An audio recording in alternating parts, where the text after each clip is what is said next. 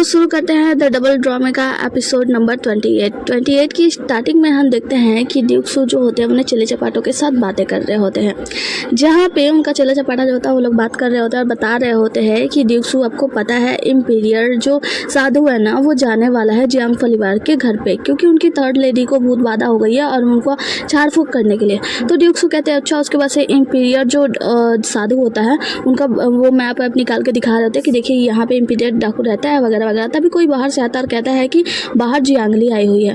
तो यहाँ पे इनके चले चपाटे जो होते हैं वो जल्दी से उस नक्शे को हटा देते हैं, वहाँ पे गो गेम खेलने वाला रख देते हैं, जिसके वजह से जियांगली आती है और कहते हैं कि ड्यूक सू मैंने आपके ऑफिशियल काम में आपको डिस्टर्ब तो नहीं कर दिया। ड्यूक सू कहते हैं नहीं ऐसी कोई बात नहीं, हम तो बस गो गेम खेल रहे थे। जिसकी वजह से जियांगली कहती है वैसे मुझे आपसे एक मदद चाहिए। तो ड्यूक सू कहते हैं हाँ बताइए ना। तो वो कहती है कि मैं ना चाहती हूँ कि आप किसी ऐसे व्यक्ति को ढूंढे जो बहुत ही अच्छा मिमिक्री आर्टिस्ट हो। तो ड्यूक सू कहते हैं बस इतनी सी बात। वो कहती है हाँ और आप तो वैसे जानते ही होंगे कि परिवार में इम्पीरियर साधु आने वाले हैं, इसके बारे में तो आपको खबर मिली गई होगी। तो इनका जो चेला होता है लूजी वो कहता है कि तुम ऐसे कैसे कह रही हो, हम लोग कैसे जान सकते हैं। इसके बाद से शांत हो जाता है। जियांगली कहती है कि वैसे वो जो इम्पीरियर साधु है उसको मेरी माँ ही फोर्स की है मेरे पिताजी को कि उन्हें बुलाया जाए, और मुझे लगता है कि जरूर ये लोग कुछ मैस फैलाने वाली हैं। और आपको पता है जो इम्पीरियर साधु है ना उसका संबंध है राजकुमारी से, तो राजकुमारी के साथ मिला हुआ है, इसका मतलब कुछ ना कुछ गड़बड़ तो वो करने वाला है, इसका तो मुझे अंदाजा है। तो मुझे आपसे बस इतनी मदद चाहिए कि किसी ऐसे आर्टिस्ट को ढूंढिए जो बहुत ही अच्छा मिमिक्री करता हो। और तो ड्यूक सू कहते हैं कि बस ठीक है, जब आप ऐसा चाहती हैं तो मैं ये काम कर दूंगा। उसके बाद से जियांगली वहाँ से जाने लगती है। तो ड्यूक सू कहते हैं कि वैसे आप बताइए कि आप पे कैसे करने वाली हैं। वो कहती है कि जब मैं ये मैच जीत जाऊंगी तो मैं आपको अच्छी तरीके से पे कर दूंगी। ड्यूक सू कहते हैं चलिए कोई बात नहीं, आप पे ना ही कीजिए तो सही है। तो वो कहती है कि अगर मैं पे नहीं करती हूँ तो आपको नहीं लगता कि आपका बहुत ही ज़्यादा नुकसान होने वाला है। ड्यूक सू कहते हैं कोई बात नहीं, जिसकी वजह से जियांगली वहाँ से चली जाती है और ड्यूक सू मुस्कुराते हैं। जाने के बाद उनके चले चपाटे जो होते हैं वो कहते हैं तो अब हमें इम्पीरियर साधु के बारे में चिंता करने की जरूरत नहीं है ना। ड्यूक सू कहते हैं कि हाँ वैसे जियांगली ने कहा है तो वो संभाल लेगी, तो अब हम लोगों को ज़्यादा ज़रूरत नहीं है इसमें फर्क पड़ने की। तो जो चले चपाटे होते हैं वो कहते हैं कि हाँ वैसे भी उनकी मदद करने के लिए कोई तो है। तो ड्यूक सू कहते हैं वैसे मैं आज अच्छी मूड में हूँ इसीलिए मैं तुम्हें कोड़े में नहीं मारना चाहता, इसीलिए मुंह बंद करो। आगे की सीन में हम सौतेली माँ को देखते हैं जो कि मंत्रा से बातें कर रही होती है और कह रही होती है कि क्या कल के लिए सब कुछ तैयार हो चुका है। मंत्रा कहती है कि जी आपने जो कुछ भी कहा था सब कुछ तैयार हो चुका है, लेकिन मुझे डर लग रहा है क्योंकि जो इम्पीरियर डिवाइनर है ना मुझे लगता है कि वो सही व्यक्ति नहीं है। तो यहाँ पे ये कहती है कि मंत्रा ये बताओ तुम मुझे कितने सालों से जानती हो। वो कहती है कि लगभग 30 सालों से, मतलब 30 से भी ज़्यादा हो गया। जब से आपका जन्म हुआ है तब से कुछ समय बाद से ही मैं आपके साथ हूँ और मैं आपको अच्छी तरीके से जानती हूँ। तो वो कहती है कि क्या तुम्हें मेरे बारे में कुछ चेंज लगता है। वो कहती है कि हाँ आप बहुत ही ज़्यादा चेंज है, आप इस समय बिल्कुल अपने पिता की तरह हैं। लेकिन आपको पता है आप पहले बिल्कुल केयर फ्री रहा करती थी, बहुत ही ज़्यादा अच्छी लगती थी। मैं जानती हूँ कि आपने यहाँ तक बढ़ने में बहुत ही ज़्यादा मेहनत की है, बहुत ही ज़्यादा बदलाव आए हैं आपके अंदर, लेकिन फिर भी मैं आपको बहुत ही ज़्यादा पसंद करती हूँ क्योंकि मुझे पता है उस बदलाव में आपकी कोई भी गलती नहीं थी। आपने वो सब कुछ किया जो कि आपको आगे बढ़ने में मदद करनी चाहिए थी। मैं हमेशा आपका साथ दूंगी, मैं अपना जान देकर आपकी जान बचाऊंगी जब आपकी जान पे बनाएगी। यहाँ से कट होता आगे हम देखते हैं टोंग आती है और जियांगली को बताती है कि वो मिमिक्री आर्टिस्ट आ गई है। तो जियांगली कहती है ठीक है तुम सब सारी तैयारी कर दो और बता देना उस मिमिक्री आर्टिस्ट को कि मुझसे ज़्यादा दूर ना रहे और मेरे ज़्यादा करीब भी ना आए, और जो कुछ भी मैंने समझाया था सब कुछ उसे समझा दिया ना। टोंग कहती है हाँ। उसके बाद से टोंग को बैठाती है और कहती है कि टोंग एक बात बताओ तुम मेरे साथ हो, क्या तुम्हें कभी पछतावा नहीं होता। टोंग कहती है ऐसा क्यों कह रही हैं आप, मुझे आपके साथ हमेशा बहुत ही ज़्यादा अच्छा लगता है और मैं पूरी ज़िंदगी आपके साथ रहना चाहती हूँ। वो कहती है क्या तुमने कभी नहीं सोचा है कि ज़िंदगी कैसे जियोगी खुल के, मतलब यहाँ से जाने के बारे में। वो कहती है मैंने कभी इसके बारे में नहीं सोचा।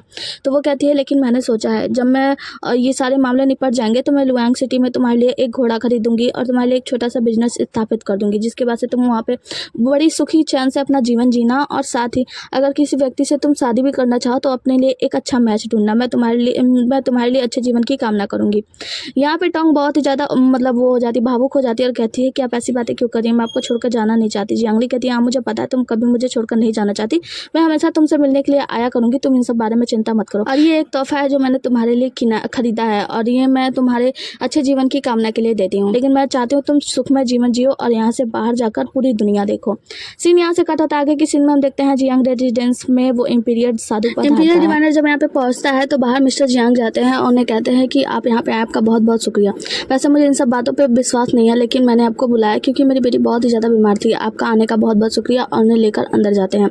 जिसके बाद से जो डिवाइनर होते हैं वो कहते हैं कि वैसे मेरा यहाँ आना पहले से ही तय था, ये सब एक भाग्य का लेखा जोखा है, तो चलिए मैं आगे चलता हूँ। और आगे जाते हैं तो वो बताते हैं कि ये थर्ड लेडी है। जिसके बाद से वो देखकर कुछ मंत्र वंत्र पढ़ता है और कुछ जादू टोटका करने लगता है और एक झाला लेकर बजाने लगता है थर्ड लेडी के पास, जिसके बाद से वो उछलने लगती हैं और अजीब अजीब सी हरकतें करने लगती हैं। जिसके बाद से हम देखते हैं कि वो जादू टोटका अपना कर रहा होता है और वो बहुत ही ज़्यादा मतलब होश में आने की कोशिश कर रही होती है, लेकिन होश में भी नहीं आ रही होती है थर्ड लेडी। उसकी माँ जो होती है ना, और जो उसकी माँ होती है वो दौड़ के जाकर उसे संभालती है, कहती है बेटी तुम ठीक तो हो ना, और इसी बहाने उसके मुंह पे एक धीरे से गोली डाल देती हैं। जैसे उसके मुंह में गोली डालती हैं हम देखते हैं थर्ड लेडी को खून की उल्टी हो जाती है।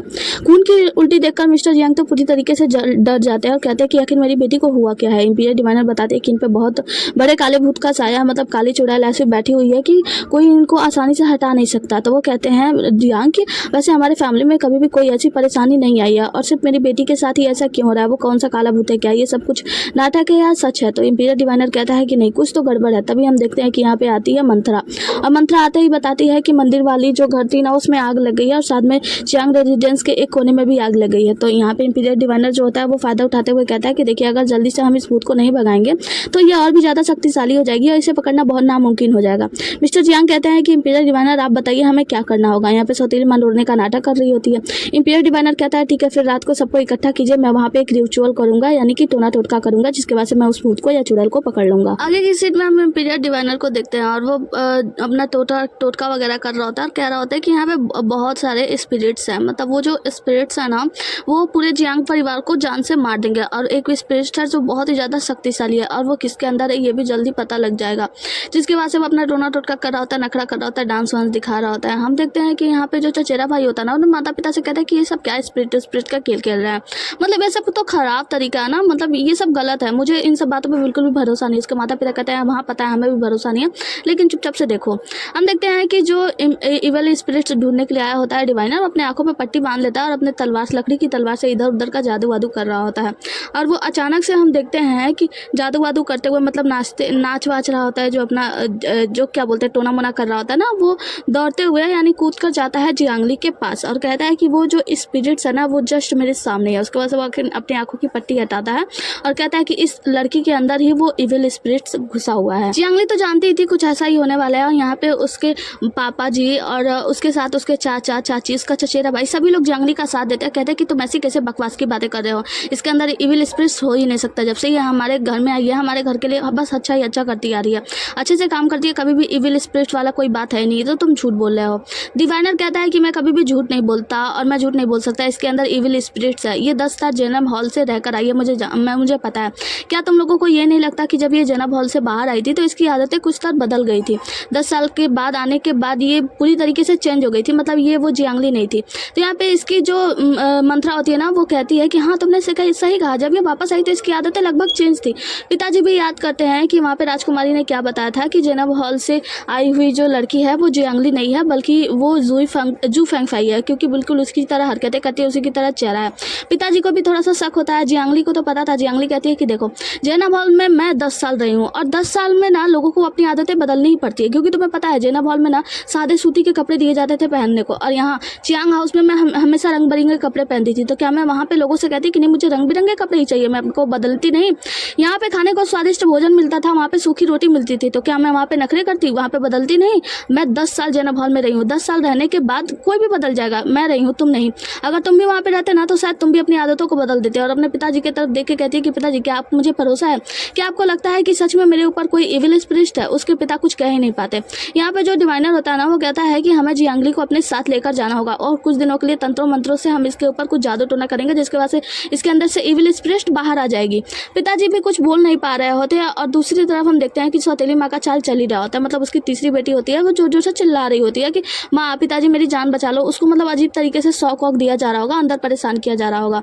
डिवाइनर कहता है कि देखो अगर मैं इसे लेकर नहीं गया ना तो इविल स्पिरिट यहाँ से कभी भी बाहर नहीं जाएगी। चचेरा भाई कहता है कि चाचा क्या आप पागल हो गए हैं, 10 साल बाद आपकी बेटी जेनब हॉल से वापस आई है, आप फिर उसे सफर करवाना चाहते हैं, आप कुछ बोलते क्यों नहीं, आप सीधा सीधा इस डिवाइनर को मना कर दीजिए, ये जो कुछ भी बोल रहा है ना झूठ बोल रहा है। मुझे पूरा विश्वास है कि जियांगली के अंदर ऐसा कोई भी ब्लैक स्पिरिट या काला भूत कुछ भी नहीं है। तो यहाँ पे उसके चाचा जी यानी पिताजी कुछ भी कह नहीं पा रहे होते हैं मिस्टर जियांग। हम देखते हैं लिटिल डिवाइनर अपने जगह पे फिर वापस चला जाता है और कहता है कि देखो मैं तुम लोगों को मेरी बातों पे भरोसा नहीं होगा, लेकिन एक बात याद रखो कि जो जियांगली है वो 10 साल तक जेनब हॉल में रही, मैं मानता हूँ, लेकिन वहाँ से आने के बाद वो इतनी इंटेलिजेंट हो गई, उसने परीक्षा पास कर ली, इतना अच्छा संगीत बनाती है बजाती है। क्या तुम लोगों को कुछ मैस नहीं लगता? तुम्हें पता है इतना कुछ क्यों कर पाती है? क्योंकि उसके अंदर जू फेंगफाई की आत्मा है। बस जू फेंगफाई की आत्मा जो चाहती है वो उससे करवाती है। और ये सब अपने बातों को सिद्ध करने के लिए कहता है कि बस थोड़ा समय दो, मुझे इसे अपने साथ ले जाने दो। अभी इससे पहले कि ये कुछ बोलता है, हम देखते हैं कि पिताजी शक के घेरे में आने ही वाले होते हैं, मतलब पिताजी भी शक के घेरे में आ रहे होते हैं। और यहाँ पे इसकी सौतेली माँ अपना नाटक शुरू करती है कि मेरी बेटी को जान से बचाना है, प्लीज़ सब कुछ कीजिए, मतलब इसके पति को ना अपने जाल में फंसाने की कोशिश कर रही होती है। पिताजी जो होते हैं वो कहते हैं कि तुम बताओ कि मुझे क्या करना चाहिए, मतलब अपने पत्नी से पूछते हैं। तो यहाँ पे जो जी सुरन होती है वो कहती है कि आपको जो सही लगे वो कीजिए, मैं जियांगली को खोना नहीं चाहती, मतलब जियांगली हमें 10 साल बाद मिली है, हम उसे दोबारा क्यों खोएं। जो जी सुरन होती है वो पूरी तरीके से मिस्टर जियांग को फ्रेमिंग कर रही होती है। यहाँ पे जो डिवाइनर होता है वो कहता है जियांगली से, तुम बताओ क्या तुम्हें जू फेंगफई मिली थी, उसने ही तुम्हारी जान बचाई थी ना। तो वो कहती है कि हाँ, मैं बहुत ही ज़्यादा थैंकफुल हूँ कि उसने मेरी जान बचाई थी और उसके वजह से मैं सर्वाइव कर पाई थी। इसके वजह से डिवाइनर कहता है हाँ तो बात सिद्ध हो गई, तुम्हारे अंदर ही जू फेंगफई की आत्मा है। और वो उसको बहुत ही ज़्यादा वो करने लगता है, डराने लगता है। जिसके बाद से हम देखते हैं कि उधर रुयायो बहुत ही ज़्यादा जोर जोर से चिल्ला रही होती है कि माँ पिताजी मेरी जान बचा लीजिए। और यहाँ पे कुछ नौकरानियाँ होती हैं और जो सौतेली माँ होती है, ये सभी लोग नाटक कर रहे होते हैं कि ओहो मेरी बेटी का क्या होगा। पिता जियांग को तो कुछ भी समझ में नहीं आ रहा होता है कि मुझे क्या करना चाहिए, क्या मुझे अपनी बेटी को चुनना चाहिए, मतलब इस जियांगली बेटी को चुनना चाहिए जो कि 10 साल बाद मेरे पास वापस आई है, या फिर उस बेटी को चुनना चाहिए जो कि मेरे साथ हमेशा से है। यहाँ पे डिवाइनर भी उसे धमका रहा होता है कि मिस्टर जियांग आप अपने माइंड बना लीजिए, सोच लीजिए एक बार, क्योंकि अगर मैं जियांगली को यहाँ से नहीं ले गया तो आपका पूरा परिवार ही बर्बाद हो जाएगा। यहाँ पे चाचा चाची और उसके चचेरे भाई सभी लोग सिर्फ जियांगली को सपोर्ट कर रहे होते हैं कि जियांगली हमारे पास से कहीं नहीं जाएगी, आप डिसीजन जल्दी लीजिए, जियांगली को हम अपने आप से दूर नहीं जाने देंगे। आपको पता है कि जियांगली के अंदर ऐसा कोई भी आत्मा वात्मा नहीं है, मतलब वो अपने जियांग को समझाने की कोशिश कर रहे होते हैं। और सौतेली माँ पूरी तरीके से फ्रेमिंग कर रही होती है, अपने आप को अच्छा भी दिखाती हैं और ये भी चाहती हैं कि वो जियांगली को भेज भी दें। और ये जो डिवाइनर होता है वो तो बस अपना काम कर ही रहा होता है कि आप जल्दी सोच लीजिए, जल्दी सोच लीजिए, एकदम से उनके ऊपर ना प्रेशर बना देते हैं लोग मिस्टर जियांग के ऊपर। मिस्टर जियांग को कुछ भी समझ में नहीं आता, मतलब वो सोच ही रहे होते हैं कि अभी मैं क्या करूँ। तभी जियांगली की एक्टिंग स्टार्ट होती है। यहाँ पे जियांगली इशारा करती है उस लड़की को जो कि यहाँ पे वॉइस आर्टिस्ट के तौर पे आई है। उसके बाद से वो अपने स्लैब में से एक गोली निकालती है जिसको वो खा लेती है। और खाने के बाद हम देखते हैं कि जियांगली नाटक करने लगती है कि उसके पेट में बहुत ही जोर से दर्द है। जब सभी लोग उसे देखने आते हैं कि जियांगली क्या हुआ तुम्हें, तो वो अचानक से उठ जाती है, मतलब अजीब तरीके से हरकतें करने लगती है, मुंह से खून निकलने लगता है और वो खूब जोर जोर से चिल्लाने लगती है कि मुझे बचाओ मुझे बचाओ। यहाँ पे उनकी जो नौकरानी होती है वो सेकंड लेडी करके आगे बढ़ती है, लेकिन टोंग उसे रोक देती है। ये तो सब जियांगली का नाटक होता है, मतलब जियांगली नाटक कर रही होती है। मतलब सच में बताओ ये एपिसोड बहुत ही ज़्यादा कमाल का है। तुम गूगल पे जाके सर्च करना the double Chinese drama episode number 28, और ये एपिसोड देखना बहुत ही ज़्यादा गजब का होगा। तो जियांगली का नाटक शुरू होता है, उसके बाद से वो बोलती है फुजिया फुजिया हाँ, मतलब अपने पिताजी को फुजिया फुजिया पता नहीं कैसे बोलती है ना, पिताजी पिताजी। जिसके बाद से नाम देखते हैं कि जियांग का तो मुंह ही बन जाता है कि हाँ ये तो मेरी बड़ी बेटी है। जिसके बाद से मतलब ये आवाज़ ना बिल्कुल उसकी बड़ी बेटी की तरह होता है। वो कहती है कि ये तो मेरी यूए है ना। तो यहाँ पे जियांगली कह रही होती है कि पिताजी प्लीज़ मुझे बचा लो, पिताजी मेरी मदद करो, ऐसे करके चिल्ला रही होती है। और जो सौतेली माँ होती है वो इशारा करती है, तो जो डिवाइनर होता है अपने लोगों को भेजता है और उसके लोग आके जियांगली को पकड़ने लगते हैं। वो कहती है कि पिताजी प्लीज़ मुझे छोड़ दो, पिताजी मुझे बचा लो। बहुत ही ज़्यादा नाटक करने लगती है कि पिताजी मुझे मारा जा रहा है, मुझे बचा लो। यहाँ पे हम देखते हैं कि आंटी हु आ जाती है और कहती है कि ये यूए की वॉइस है, आप क्यों नहीं समझ पा रहे हैं मिस्टर जियांग, ये हमारी बेटी की आवाज़ है, आप समझिए। तो हम देखते हैं ना कि मिस्टर जियांग भी रिकॉग्नाइज कर लेते हैं कि उन्हीं की बेटी की आवाज़ है।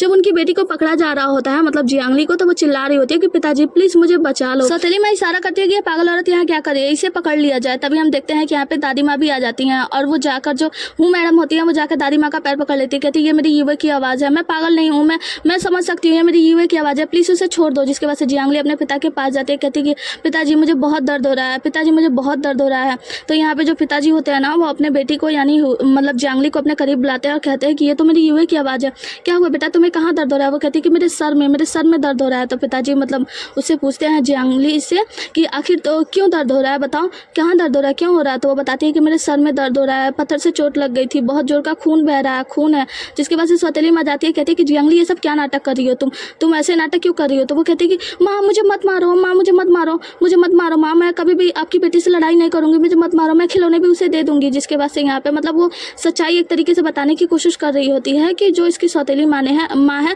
उसने ही बड़ी बेटी को मारा है। मिस्टर जियांग जियांगली को अपने गले से लगा लेते हैं, कहते हैं कि तुम चिंता मत करो, तुम्हें कुछ भी नहीं होगा। और वो बहुत ही ज़्यादा डरने का जियांगली नाटक कर रही होती है, मतलब यहाँ पे अपने ऊपर भूत चढ़ा लेती है अपने बड़ी बहन का, और बहुत ही ज़्यादा नाटक कर रही होती है कि शायद उन्होंने ही मतलब सौतेली माँ ने ही मुझे मारा था। जिसके बाद से वो फिर होश में आती है, होश में आने का नाटक करती है और कहती है डिवाइनर से कि देखो तुम चाहते थे ना कि तुम भूत को बाहर लाओ, तो मैं भी चाहती हूँ कि अब वो भूत बाहर आए। और यहाँ पे इशारा करती है और जो वॉइस आर्टिस्ट होती है वो चली जाती है।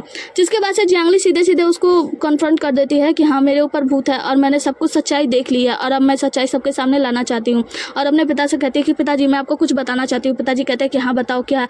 वो कहती है कि मैंने कुछ देखा, मैंने एक छोटी बच्ची को देखा जो कि पहाड़ के पास खेल रही थी और क्योंकि वो ईवान भाई के साथ मतलब इनकी बेटी के साथ खेल रही थी और उन्होंने खिलौना नहीं दिया, इसी के चक्कर में इन्होंने आकर उसे जोर से उठाकर फेंक दिया और उसके सर में चोट लग गई। सर से खून निकलने के कारण उसकी मौत हो गई, जिसके वजह से उसकी लाश को उठाकर इन लोगों ने पानी में फेंक दिया था।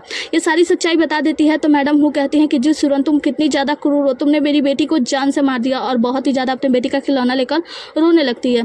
जो जी सुरन होती है वो कहती है कि ये सब झूठ बोले, ये सब क्या है, और कहती है डिवाइनर से कि डिवाइनर इसे पकड़ो, इसके अंदर इविल स्पिरिट है, इसके अंदर कोई बुरी आत्मा है जो कि सब कुछ करवा रही है। और जो डिवाइनर होता है वो याद करता है कि जी सुरन ने इसे बताया था कि तुम्हें पता है जियांगली ने जिस बच्चे को मारा था वो मेरा और मिस्टर जियांग का नहीं था बल्कि तुम्हारा था। मैं उस बच्चे को जन्म देना चाहती थी, मैं चाहती थी कि उस बच्चे की अच्छी ज़िंदगी दूँ, लेकिन मैं जियांगली की वजह से उस बच्चे को अच्छी ज़िंदगी नहीं दे पाई, इसीलिए मैं जियांगली से बहुत ही ज़्यादा नफरत करती हूँ। जिसके वजह से हम डिवाइनर को देखते हैं ये सब सोचने के बाद क्या करता है ना, अपनी लकड़ी वाली तलवार लेकर आता है और जियांगली को गोपने जाता है, मतलब जियांगली को जान से मारने जाता है, लेकिन सामने टोंग आ जाती है और टोंग को वो तलवार लग जाती है। डिवाइनर उस तलवार को बाहर निकालता है और दोबारा से मारने जाता है। यहाँ पे हम देखते हैं कि चचेरा भाई चिल्लाता है कि डिवाइनर ने किसी को जान से मार दिया। सभी लोग अफरा तफरी बच जाती है, भागने लगते हैं।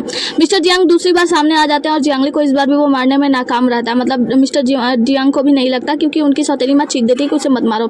जिसके बाद से सभी लोग चिल्लाने लगते हैं कि जियांगली को बचाओ, जियांगली को बचाओ। जियांगली को बचाने के लिए कि हम देखते हैं ना कि लिटिल मतलब डिवाइनर को ना चारों तरफ से पकड़ लिया जाता है कि जियांगली तुम भाग जाओ, लेकिन जियांगली वहां से भाग ही नहीं रही होती है। जियांगली तो बस टोंग को लेकर बैठी होती है, कहती है कि कोई डॉक्टर को बुलाओ, जल्दी से कोई डॉक्टर को बुला दो। हम देखते हैं कि जो डिवाइनर दोबारा से जब हमला करने जाता है जियांगली पर, तो दोबारा फिर से टोंग आ जाती है सामने और इस बार उसके पीठ पे वार हो जाता है, जिससे कि वो पूरी तरीके से घायल हो जाती है। आगे डिवाइनर वहां से भागने की कोशिश करता है, लेकिन इतने में ही ड्यूक सू के लोग वहां पे आ जाते हैं और डिवाइनर के साथ बाकी सभी लोगों को जान से मारने लगते हैं, मतलब सबसे लड़ाई करने लगते हैं। जो डिवाइनर होता है उसके ऊपर हमला करता है ड्यूक सू का आदमी और डिवाइनर को भी चोट लग जाती है, मतलब उसे भी तलवार लग जाती है और वो दूर जाकर गिर जाता है। जब इसके पास बचने का कोई भी रास्ता नहीं होता, ये देखता कि अब मेरा जान जाने ही वाला है, मरने ही वाला हूँ, तो वो चाकू लेता है और जाकर जी सुरन के गले पे रख देता है। कहता है कि अगर किसी ने आगे बढ़ने की कोशिश की तो मैं इसको जान से मार दूंगा, और जी सुरन की आड़ में वहां से भागने लगता है। यहाँ पे जो तलवारबाज होते हैं वो लोग कहते हैं कि उसे छोड़ दो वरना तुम्हें जान से मार दिया जाएगा। डिवाइनर कहता है कि अगर मेरा बाल भी बांका हुआ तो मैं इसे जान से मार दूंगा, और जी सुरन को लेकर वहां से भागने लगता है। टोंग को लेकर जियांगली बहुत ही ज्यादा रो रही होती है क्योंकि टोंग की यहीं पे तुरंत ही मृत्यु हो जाती है और टोंग के मरते ही जियांगली बहुत जोर से चीखती है।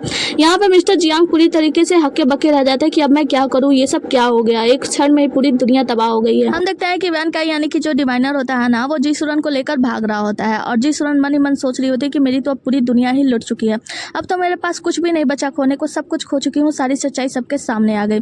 हम देखते हैं कि वैन का अचानक से वहीं पे बैठ जाता है, उसकी तलवार नीचे गिर जाती है, उसे खून की उल्टी होने लगती है। जब वो मरने लगता है तो जी सुरन अपने कदमों में उसे बैठाया होती है। यहाँ पे जो वैन का होता है वो कहता है कि मैं बहुत ही ज्यादा भाग्यशाली हूँ कि मैं मरते वक्त आखिरी चेहरा तुम्हारा देख रहा हूँ। यकीन मानो इस जन्म में मैं तुम्हें नहीं पा सका, लेकिन अगले जन्म में मैं तुम्हें ढूंढूंगा और बहुत प्यार दूंगा, इतना प्यार दूंगा कि तुम कभी मुझसे दूर ही नहीं जा पाओगी। जिसके बाद हम जी सुरन को देखते हैं वो अपने बीते हुए पलों को याद करती है, जब उसने वेंकाई के साथ खुशी खुशी पल बिताए थे। वो सारे पलों को याद करके रो रही होती है। वेंकाई कहता है तुम रो मत, तुम्हारी आंखों में आंसू बिल्कुल भी अच्छे नहीं लगते, और तुम याद रखना अगले जन्म में मैं तुम्हें ढूंढ लूंगा और तुम्हें बहुत सारा प्यार दूंगा। यकीन मानो मैं तुमसे हमेशा से बहुत सारा प्यार करता हूँ। और वो मर जाता है। वेंकाई के मरने के बाद उसके जगहों को दिखाया जाता है जहाँ पे उसने हर एक जगह पे सिर्फ जी सुरन की पेंटिंग लगाई हुई थी। जी सुरन ये सब कुछ याद करके बहुत ही ज्यादा रोने लगती है चिल्ला चिल्ला कर। आगे की सीन में हम दिखाया जाता है जियांग फैमिली में, जहाँ पे हम देखते हैं कि ये सभी लोग यहाँ की चीज़ों की सफाई कर रहे होते हैं, मतलब सब कुछ साफ सुथरा कर रहे होते हैं। यहाँ पे खून गिरा होता है, कितने लोगों की लाशें पड़ी है, ये सब कुछ हटाया जा रहा होता है, सब कुछ साफ वाफ करके जियांग फैमिली से ले जाया जा रहा होता है। यहाँ पे हम देखते हैं कि जो मंथरा होती है ना उसे भी पकड़ के ले जाया जा रहा होता है। मंथरा चिल्ला रही होती है मुझे छोड़ दो, मैंने कुछ भी नहीं किया है, मैं जी सुरन के साथ थी लेकिन मुझे कुछ भी पता नहीं था, मुझे छोड़ दो। जिसके बाद से हम देखते हैं टोंग को जो कि मर चुकी है और उसके लाश को जियांगली लेकर बैठी हुई है। जियांगली टोंग के चेहरे को छू रही होती है जहाँ वो उसे बहुत ही ज्यादा मिस कर रही होती है और याद करती है कि मरते मरते टोंग ने क्या क्या कहा था। मरते मरते टोंग ने कहा था कि मुझे माफ कर देना, मैं आखिरी तक आपके साथ नहीं रह पाई, मैं बीच में ही आपका साथ छोड़कर जा रही हूँ, लेकिन मैं वादा करती हूँ कि अगले जन्म में मैं आपकी बहन बनना चाहूंगी, मैं अगले जन्म में आपकी सिस्टर बन के पैदा होंगी, मैं ऐसा ही चाहती हूँ, मेरी यही चाहत है। और फिर जियांगली से कहती है कि अब मैं जा रही हूँ और फाइनली मैं अपने मालकिन से जियांगली से वापस से मिल पाऊंगी। आप मुझे एक वादा करो कि मुझे ना जियांगली के पास मतलब मेरी मालकिन के पास ही दफनाना, ताकि मैं जाकर उनसे मिल सकूँ। अब मैं उनसे मिल पाऊंगी, मैं इस बात के लिए बहुत ही ही ज़्यादा खुश हूँ, और कहते कहते उसकी मृत्यु हो जाती है। जिसके बाद से हम जियांगली को देखते हैं जो कि टोंग के बाल को काट कर रख लेती है और फिर अपने बाल को काट कर एक बटुए में बांध कर टोंग के पास में रख देती है, मतलब टोंग के कपड़े में छिपा देती है। इसके बाद से हम देखते हैं कि यहाँ पे मिस्टर जियांग आते हैं 2 लोगों के साथ टोंग की लाश को लेकर जाने के लिए। टोंग की लाश को लेकर जाया जा रहा होता है, जियांगली बहुत ही ज़्यादा रो रही होती है। टोंग की लाश को लेकर बाहर जाया जा रहा होता है और जियांगली को याद आता है वो पल जब टोंग मरने वाली थी। टोंग ने मरते मरते कहा था कि आप ऐसे रो क्यों नहीं हो, आप मुस्कुराएं, आपको आपका मुस्कुराता हुआ चेहरा ना बहुत ही ज़्यादा प्यारा लगता है, जब आप मुस्कुराती हो तो आप कभी मत रोना, मेरे लिए तो बिल्कुल भी नहीं, मैं चाहती हूँ आप मुझे मुस्कुराते हुए विदा करें। जिसके बाद से टोंग की मृत्यु हो जाती है। जब जियांगली ये सारी बातें याद करती है तो दौड़ती हुई टोंग के लाश के पीछे पीछे भागती है कि टोंग टोंग चिल्लाते हुए जाती है। जब बाहर जाती है तो देखती है टोंग को लेकर जाया जा रहा होता है, तो उसकी लाश को पकड़ लेती है, कहती है कि प्लीज़ इसे मत ले जाओ, इसे मेरे पास रहने दो, टोंग को तुम लोग कहाँ ले जा रहे हो, इसे रहने दो मेरे पास, और बहुत ही ज़्यादा रो रही होती है।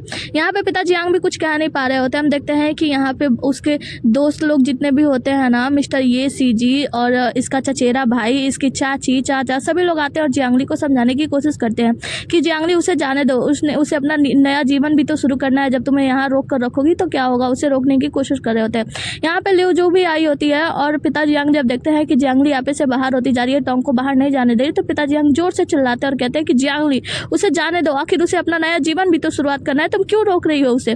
जिसके बाद से जियांगली रोते रोते वहीं पे बैठ जाती है और हम देखते हैं कि टोंग को लेकर गया होता है, मतलब चले गए होते हैं लोग। पिता जियांग देख रहे होते हैं कि जियांगली टोंग को देखकर बहुत ही ज़्यादा रो रही होती है और उसके बारे में याद करते करते हम देखते हैं कहती है कि आई एम सॉरी टोंग, और इतना कह के वहीं पे बेहोश हो जाती है। आगे हम देखते हैं कि 2 नौकरानियां बड़ी खुशी खुशी खाना लेकर मैडम हु के कमरे में आती हैं, लेकिन मैडम हु ने अपनी फांसी लगा ली होती है एक चिट्ठी लिखकर, जिसपे हम देखते हैं कि दादी माँ वो चिट्ठी पढ़ती है। चिट्ठी में लिखा होता है, मुझे माफ कर देना, मैं पागल नहीं थी, मैं आज सारा सच्चाई बताना चाहती हूँ, मेरी बेटी को जी सुरन के हाथों मारा गया था, यहाँ तक कि जियांगली के मॉम को भी जी सुरन ने ही मारा था ताकि वो जियांग परिवार में शादी कर सके, और अब मैं और जिंदा नहीं रहना चाहती क्योंकि मेरे जीने का कोई मकसद नहीं बचा है, तो मैं अपनी जान दे रही हूँ, मैं अपने बेटी के साथ पीसफुल लाइफ गुजारूंगी मरने के बाद, और उनकी खात्मा हो जाती है। ये सब पढ़कर मिस्टर जियांग भी बहुत ही ज़्यादा रो रहे होते हैं। आगे की सीन में हम सम्राट को देखते हैं जो कि कह रहे होते हैं कि अब तो इंपीरियल डिवाइनर का भी खात्मा हो गया है। ऐसा लगता है कि जियांगली के रूप में हमने एक अच्छा मोहरा चुना है ना।